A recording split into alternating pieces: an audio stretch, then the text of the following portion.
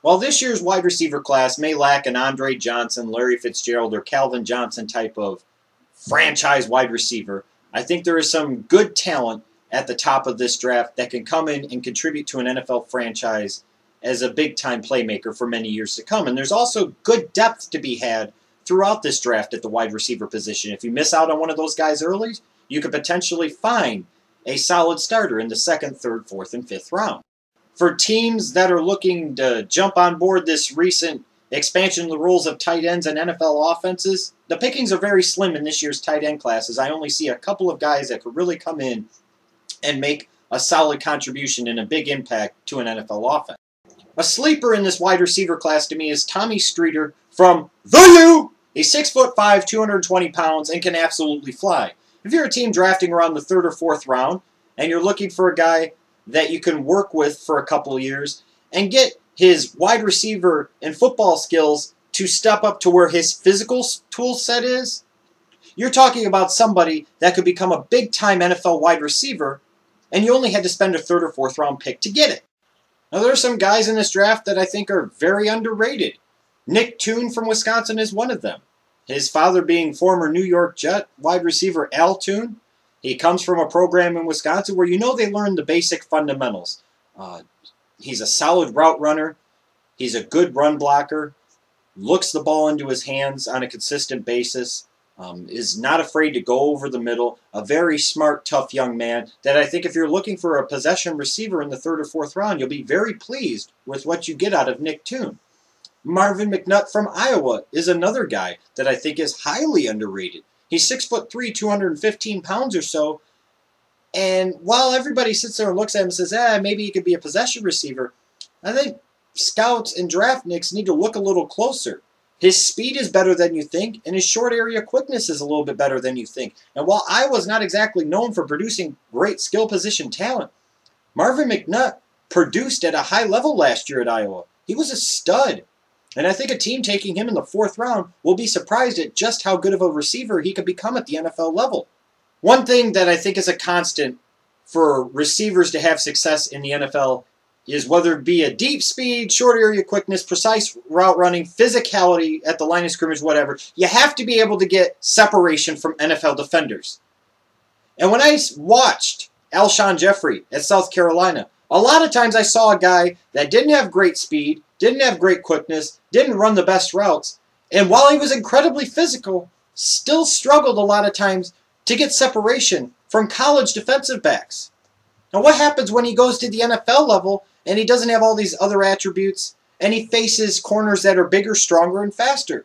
I think there is serious bust potential here for Alshon Jeffrey. He could potentially develop into a great physical split end and a very good red zone target. But if he's not able to separate from defenders consistently, there's just not going to be much of a chance for him to be a long-term success in the NFL. I'm sorry. Taking the wide receivers and tight ends, lumping them together in one group, and I'm going to share with you who I think out of that one big schmaz of players are going to be the top 10 players at their position at the NFL level.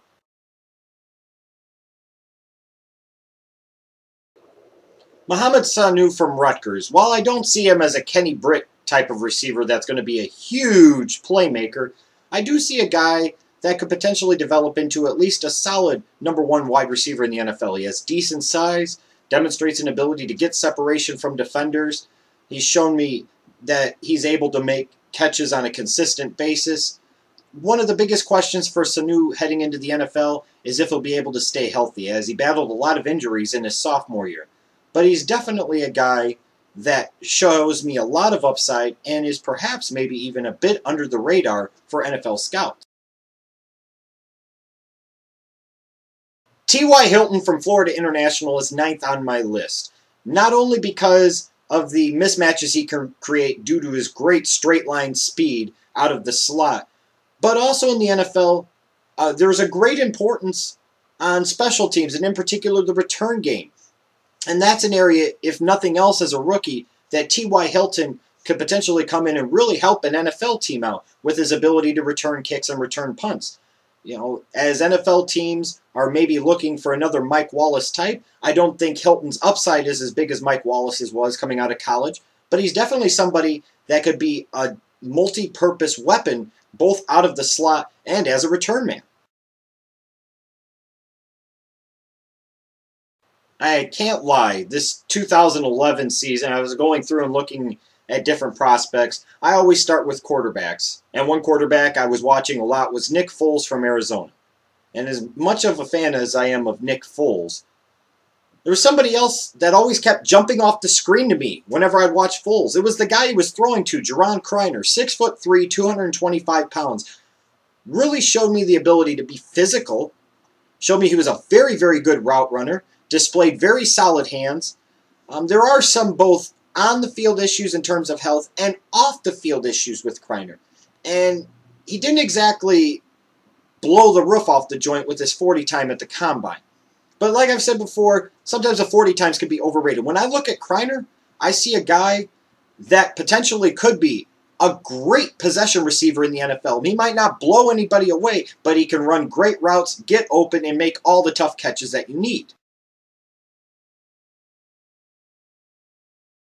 You see it every year come draft time. There are guys that are just workout warriors, and because of their impressive all-around performance at the Combine, their draft stock soars way above where their film suggests they should be slotted in the draft. And then, due to a poor 40 time especially, you'll see some guys drop that quite frankly shouldn't. Dwayne Allen from Clemson, the tight end, is one of those examples. He did a lot to me at Clemson this past year to show me that he could be a big-time tight end in the NFL. He's got good size. Even though his 40 time was slow at the Combine, he showed me a lot of athleticism, a lot of physicality, and he was an especially dangerous weapon in the red zone. And if Clemson's offense would have been better and they would have targeted him more, his numbers would have been much better than they were. The fact of the matter is there's really only 2 tight ends in this class that I really feel confident are going to be very good NFL tight ends, and Dwayne Allen is one of them. If a team takes him in the second round, I think they'll be very happy with what they get. Rueben Randle from LSU is another one of those guys that has seen his stock drop a little bit due to some questionable or shaky performances in the different workouts at the Combine. Now, if you look at him on film, this is a guy that's 6'3", about 210 pounds, give or take a few. Plays very physically. He's a very good run blocker, and he's also a load to bring down for defensive backs, not only due to his size, but because, quite frankly, when he has the ball in his hands, I think he's a surprisingly good athlete, showing decent lateral movement from side to side. Now, he fell victim a little bit to LSU's inconsistent quarterback play and didn't always get as many opportunities as maybe he should have. And another big question about him was that he really didn't perform well in big games, especially against Alabama and their NFL-ready secondary. So I look at Rueben Randle as a guy that'll go somewhere in the early to mid-second round range, will, at the worst, develop into a very good number 2 wide receiver, and maybe, at his best, be a Brandon Marshall type of number 1 receiver. Stephen Hill from Georgia Tech is very reminiscent of another former Georgia Tech Yellow Jacket who was big and tall and fast, could jump very high, but was very underutilized by Paul Johnson's option offense, and that's Demaryius Thomas. When I look at Stephen Hill, he didn't get a lot of opportunities at Georgia Tech to catch the ball. But when he did, he made a lot of big plays. He demonstrated to me an ability to go up and win a jump ball against basically any defensive back, while also demonstrating great vertical speed, which is great when you're trying to stretch defenses out in the NFL. Now, Stephen Hill is very raw. I will give you that. It's going to take time to work with him and develop his skills in order for him to start to fulfill his massive potential, which is why I have him listed number 5 on my list overall.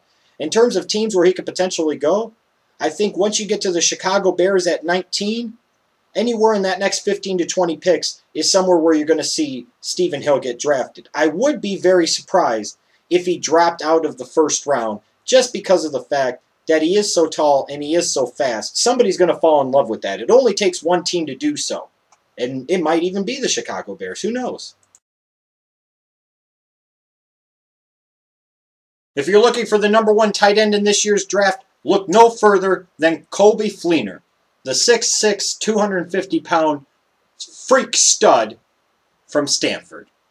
Not only did he get to catch passes the past few years from presumptive #1 pick in this draft, Andrew Luck, but to me, he demonstrated, while he didn't get the most opportunities that I maybe would have liked to have seen him get, that he was a versatile athlete. He really caused matchup problems for opposing defenses, really was able to open up the middle of the field, really was able to work the seam well, and was a really, really big threat inside of the red zone.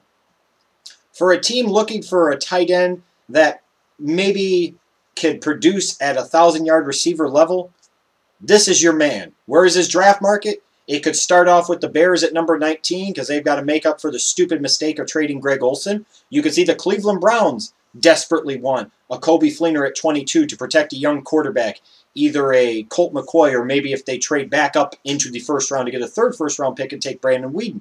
You could see him go 25 to Denver. They added Peyton Manning. It would make sense to give him some young playmakers to work with. The farthest I see him dropping is down to the San Francisco 49ers at pick 30. Jim Harbaugh is not going to pass up, I don't think, on one of his own guys. And he'd love to be able to implement some of those multiple power formations that they ran at Stanford. And you'd be able to do that with Coby Fleener on one side and Vernon Davis on the other. It's scary. Michael Floyd has all the physical tools to be a very good #1 wide receiver in the NFL. 6'3", 250 pounds. Good size and good speed for that size too.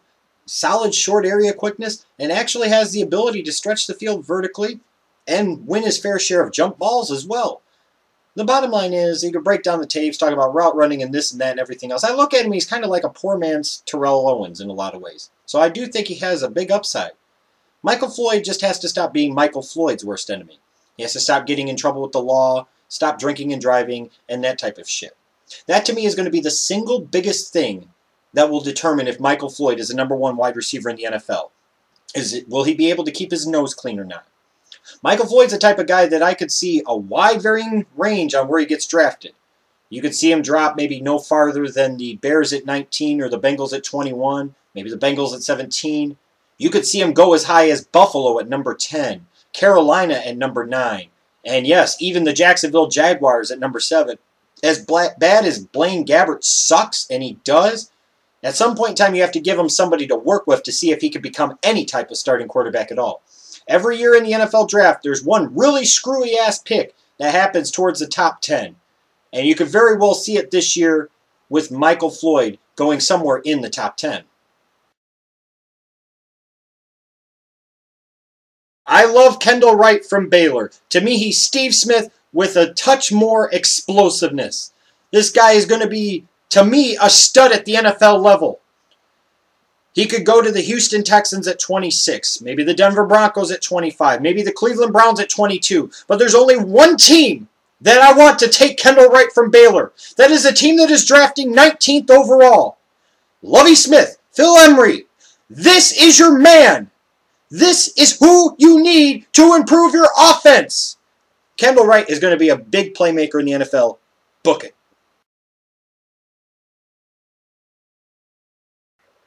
The presumptive #1 wide receiver in this year's class is Justin Blackmon from Oklahoma State. I really have him ranked maybe just a small notch below A.J. Green when he came out of Georgia last year. I think Justin Blackmon has most everything it takes to be a #1 wide receiver in the NFL and be a damn good one. I look at him and I see a lot of, I guess I'd say, Chad Ochocinco is what kind of comes across when I watch the film on Blackmon. The biggest, most impressive thing that I saw out of Blackmon, in particular in his last year at Oklahoma State, was it seemed like, in general, he performed well, really well, in the big games, showing me not only did he have the talent to be a #1 wide receiver, but that he had the desire to play like a #1 wide receiver when it was really called for. You'll see him go pretty high in this draft. I think everybody would agree. The Cleveland Browns may consider him at #4, but I don't think he'll go there.